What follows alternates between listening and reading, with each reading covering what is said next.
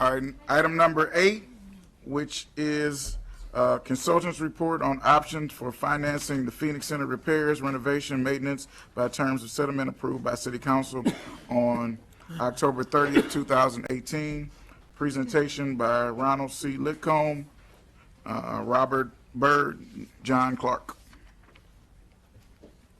Hi, good evening, Council President, members of Council. My name is Ron Liscombe of Miller Canfield, and we've been here a couple times. And I know in our previous presentations to you that there was some information or some questions that you had with respect to, the Phoenix Center improvements and what options are to finance those improvements. So we wanted just to provide you with some of that information, to help you, make a better informed decision with respect to whether or not to issue the bonds. So as you recall, under the settlement agreement, there were a couple different types of payments that had to be made to the plaintiffs. Well, payments that had to be made to the plaintiffs, and then some payments that had to be made by the city with respect to the Phoenix Center. Moving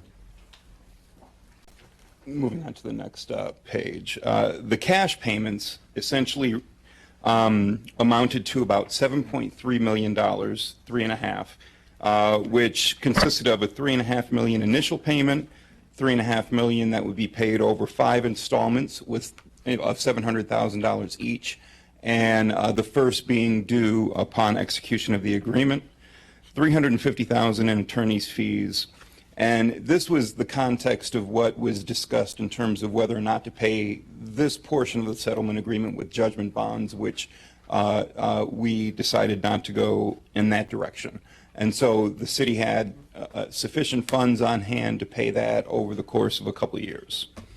The settlement agreement requires specific things to be done to the Phoenix Center.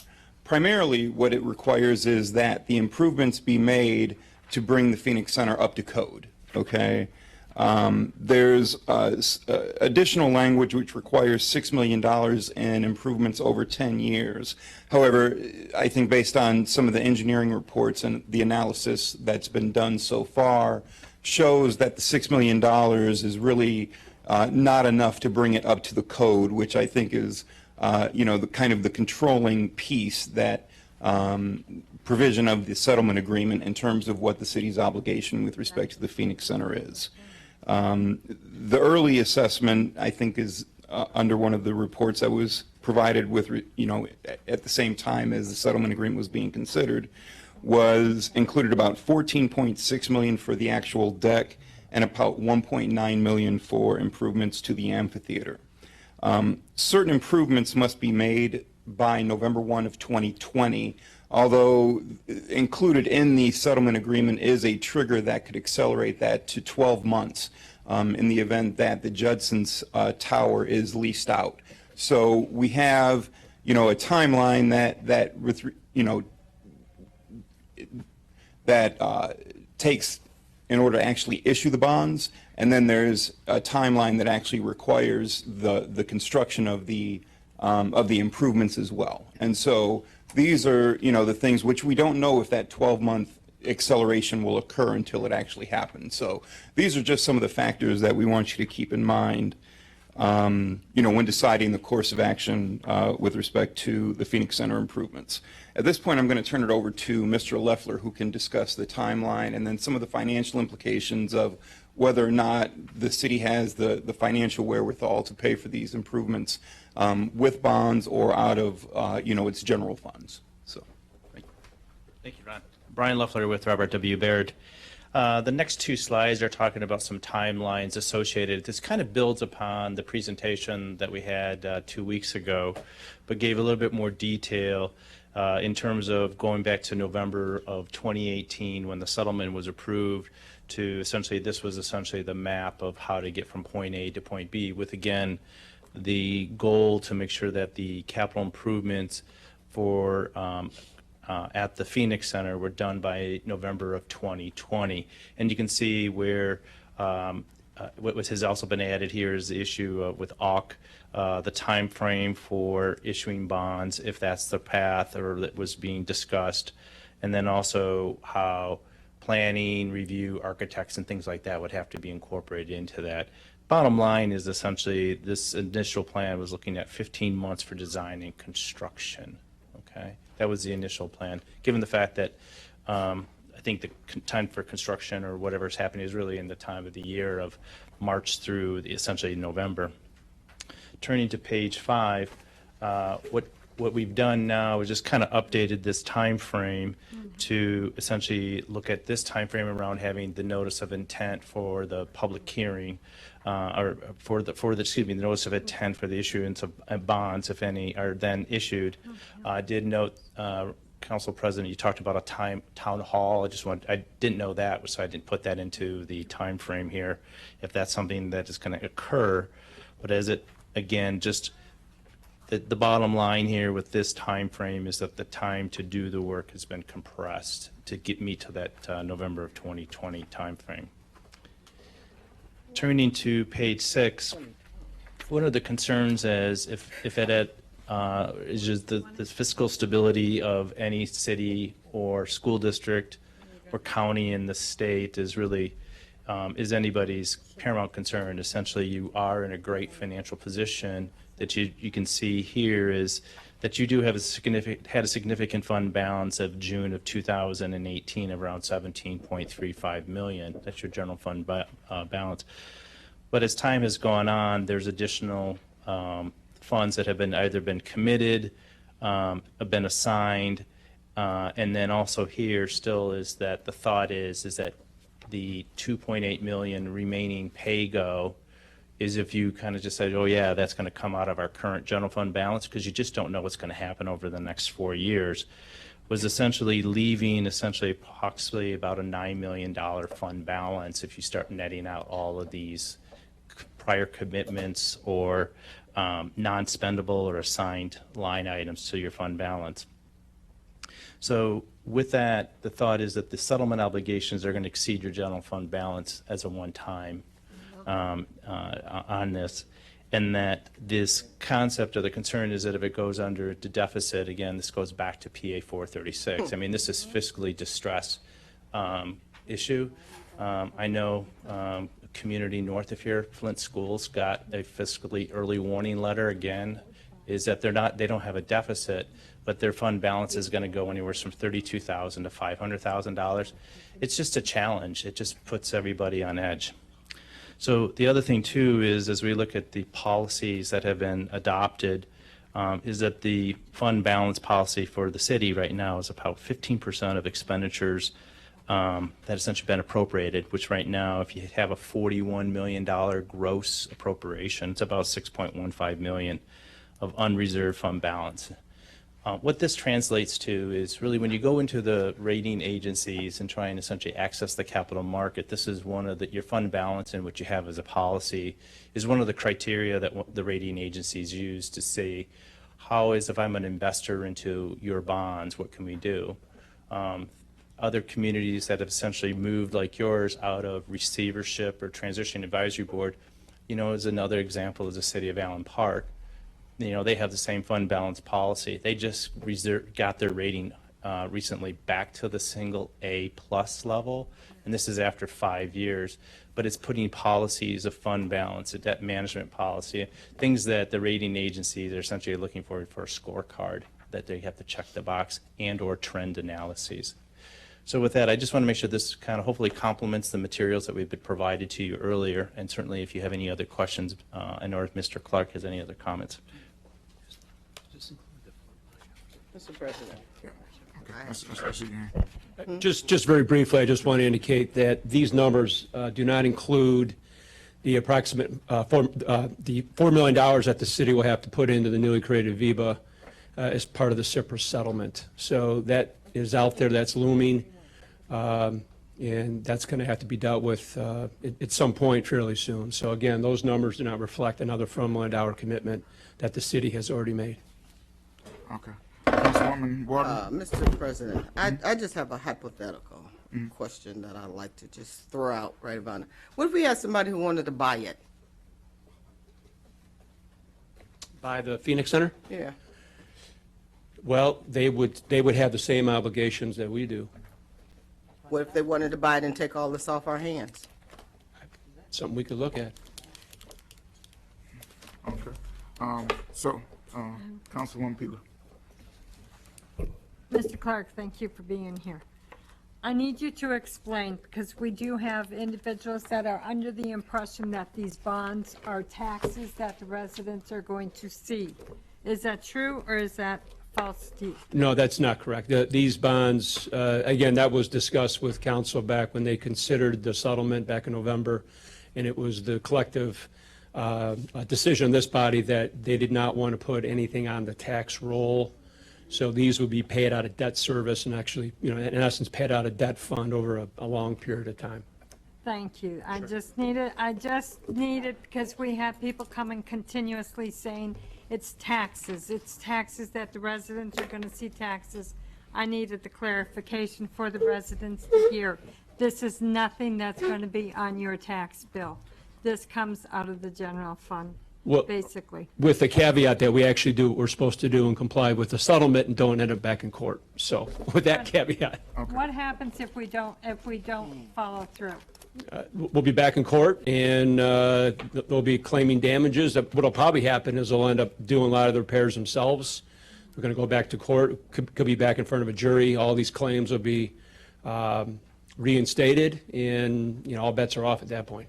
Thank And you. we're going to have a very unhappy judge with us who was very patient with us for 6 years while we tried to get the case settled. The bond attorney wanted to speak on that.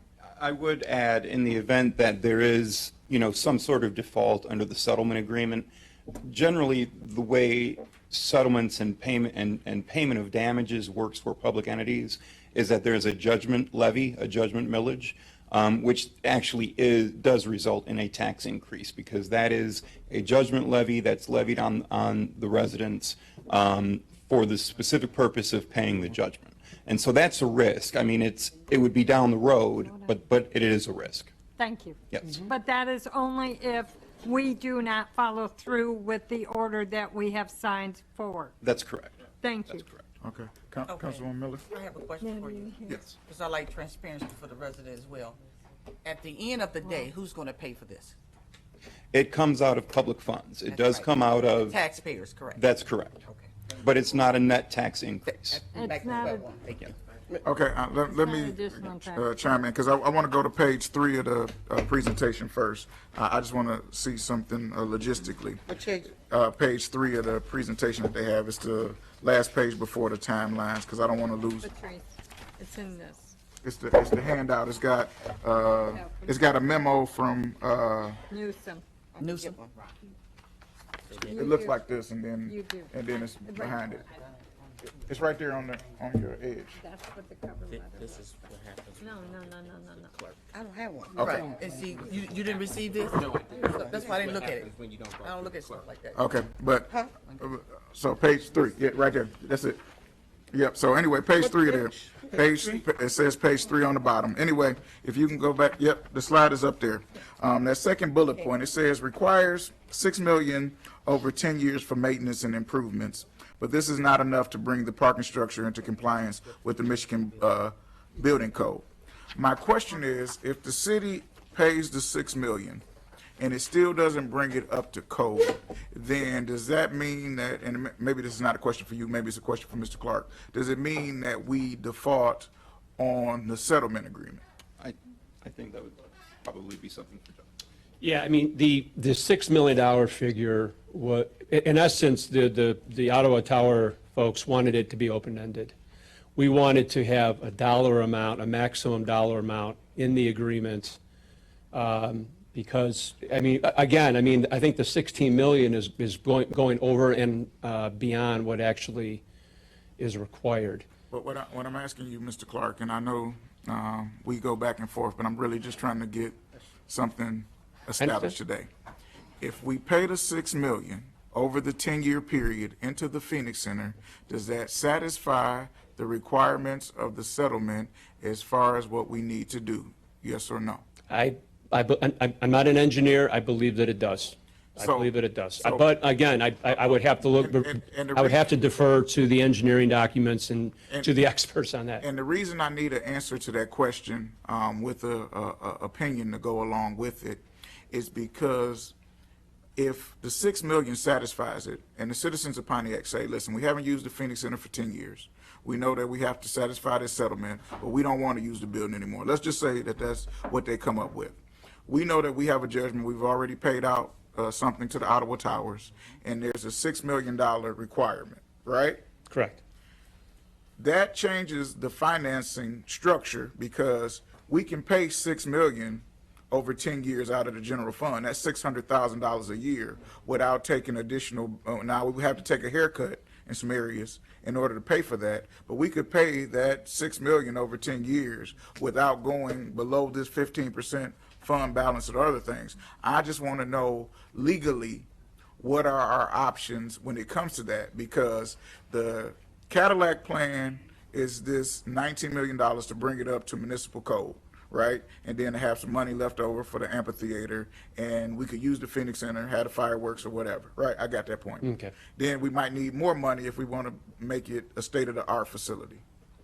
But in order to satisfy the judgment, which we all agreed that we didn't want to put it on the tax rolls, even the people who didn't agree with the settlement, all agreed together that we didn't want the citizens to put anything else on the tax rolls. If that 6 million is what will satisfy what we have to do, we need to, I believe we owe it to the citizens to have that $6 million conversation. So, Mr. Clark, I don't know what we need to put in writing, but I think there needs to be a memorandum that states if legally that would satisfy what we needed to do, because that changes the mindset and the framework. So I want to hear that legally, and then, Madam Mayor, I'll call on you, because I'm not trying to get in a dissertation tonight. I just want to find out. I'm not going to give you any opinion on the fly tonight, so if Attorney Sharp wants to send me a simple email with your request, I will respond to it. Okay, thank you. Madam Mayor.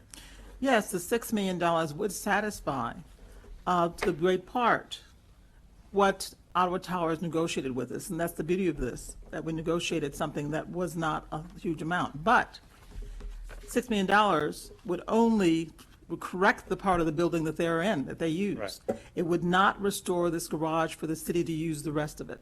What it also wouldn't do, and this is what so many people have asked me, is then when are we going to be able to use the amphitheater that we spent $20 million for? When are we going to be able to have events? You cannot do that with $6 million. So that's what it is. Now, this is, and it's good that we're going through this, all the permutations and computations.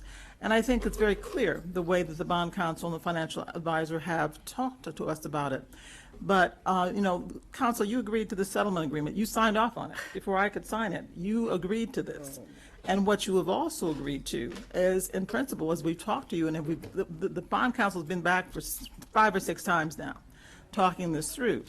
And what the people wanted to do, and they have told you overwhelmingly, is they wanted to save their property and be able to use their property.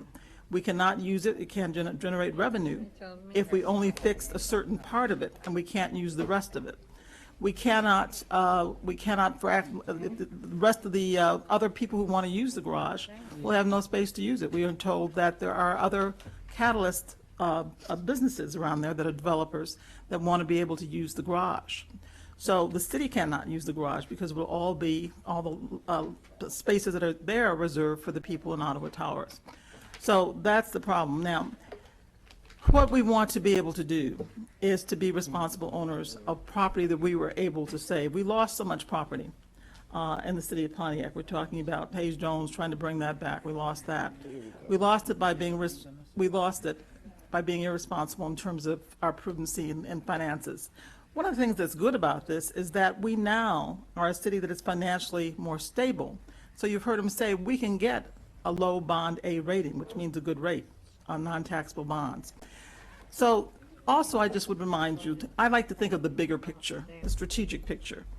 The Phoenix Center is not just a garage, but it's also the fact it's the center and the catalyst for development in the city of Pontiac. So many of our downtown businesses have said, we want this black cloud over the Phoenix Center garage to be settled so that we can invest and bring more people into the downtown. That is the center and the focus. So it's not only the garage itself, but it's what the other development it will bring. And yes, we also have competed for opportunity zones, which brings investors. We purposely put the Phoenix Center Garage in an opportunity zone because that is exciting many investors to come to the city of Pontiac. So we got to think of the bigger financial picture, and that's what I would like you to do, Council, as we consider this. Now, the thing is that we can't pay this out of the general fund. That's how we got in trouble in the first place, as we've heard the financial advisors say, spending more money than we have. It's taken us a while to build up this surplus by financial planning.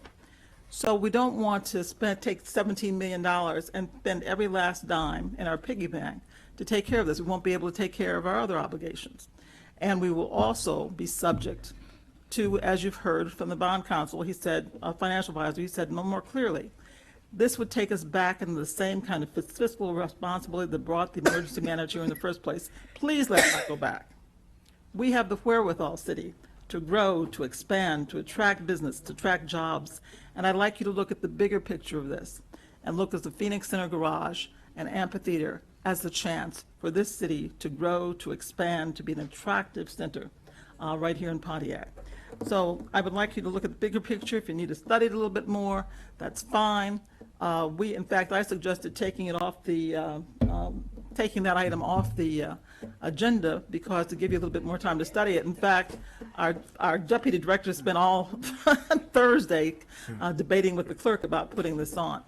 But, you know, I just also hastily. Yes, she did. Yes, she did. She can come debating. Please, please, please. May I continue? May I continue? May I continue? Let's not get lost. Let's continue. Let's continue. No, let's continue. move on. This is not I part of was the in the middle of my presentation. statement, Mr. Chair. I think the chair is obliged to have me hear me out now. I've heard other people. So we don't want to hear out of the general fund, and we don't want to do fiscal policy that takes us back into bankruptcy or something that will challenge the state to come back in. We are a city on the verge and the precipice of growth. Let's use that. And I hope you will consider this, and we'll bring the bond counsel and financial, as they have time to do that. But as you see, time is of an essence. And we don't want to, the other option, if we don't move ahead to meet the terms of the settlement agreement, as you've heard our attorney say, you know, it took us 6 years to unravel this conundrum. We go back to court now. It's not favorable for the city, and they're suing us not just for the $6 million, they're suing us for a whole lot more, plus liens on the garage. So let's not play our cards right so that we don't lose this as an asset. This is an asset for the city, a chance to build. Let's do that. Excuse me, I'm going to recognize the clerk, and then I'll recognize Right, you, you did. Councilwoman And Miller. I just want to say, when I get to speak, I'm going to speak as long as I want, just like she did, okay? I'm letting you know that. Thank you, Mr. President. First of all, the mayor made a reference about the deputy mayor asking for this to be removed. This item was actually put on by the administration and was not asked to be removed. The items that you're referencing, Mayor, are items 11 and 12. And as I informed the deputy mayor, that on April 23rd, the council voted by resolution to postpone the items for 30 days. So as the clerk of the council, I was obligated to put the items on the agenda so that we can, as the official record keeper of the city, that we can keep the record official. And to keep the items on the agenda as is, you didn't ask for them to be removed. Well, she didn't ask for them to be removed. She asked to modify the item. And I said the item had to come back as it was from 30 days ago because that was the request of the council. So let's keep the record straight. Thank you, Mr. President. All right, Councilwoman Miller. Okay, I would like to say this. And yes, it's on, for transparency. I'm going to be transparent always, Pontiac. First of all, we wouldn't be here if she stopped the lawsuit years ago. We wouldn't be here. I have documentation to show you where they pleaded. They begged her to stop the litigation. We would have been set free from any of this obligation. I cannot sit here and listen to the mayor tell these fibs what she's doing. We lost the lawsuit with the Phoenix Center. We are in deep trouble. That's what she's not telling you. If the $6 million you can rectify, I don't know about your account, but maybe somebody else home They can't see the bigger picture, because guess what? They don't have a picture because they can't afford the taxes. So the bigger picture is that you got to take care of the small people in the city of Pontiac that can't pay that tax. Because you got no money, you're not going to make it to Phoenix Center because you got no money to leave your house. This is tremendous. I can't take it anymore. The citizens is being duped. We lost the lawsuit. We are in trouble financially. Our job is to help you and to not to pay. No matter how you do it in a bond, no matter how it's cut, it's coming out of your taxes. It's just, you pay it now or you pay it later. We're trying to cut it slow. We're trying to do it nice to you because I love you. I care for you. I don't want you hit hard. You've been through too much. Just because these people are elected, hold them accountable. Because that bill gonna fall on you. Now, like I said, some people may got it going on like that. I don't. I don't got it going on like that. But we have to, we're doing what is right for you. The $6 million, look at it this way. If we had paid the $19 million bond, you still don't have the Phoenix Center up to compliance. You still can't do anything with it. So what's the purpose? So if I'm at home, I manage my money, I pay the $6 million, then we hold it up. Maybe we can find some other body thing and get it off of us and bring it in here and take care of the building for us. Let's go piece by piece. That's only for the person who got it big time, get big theories. And think about it, mayors come and go. But guess what? You're going to pay that bill. Whatever we embark on. We need the town hall. We need to hear from you. Because that's what I work for. That's what I work for. I'm waiting for the town hall. Come to the town hall. Tell me what you want. But I believe you think like I do. Don't get it twisted. Don't get these people because they're elected to think they got your back. You got to think for yourself. And I've been through too much with you to allow you to go down. I will not sit here and take it. I will not. We're in trouble. I have documentation that said the Ottawa Tower told the mayor, stop the lawsuit. We are taking everything. Go. She didn't. I'm going to win this. I'm going to win this. And we lost. Big time. I approve this message. Thank you, Mr. President. All right, thank you. We're going to move on to item number 9, which is an ordinance to repeal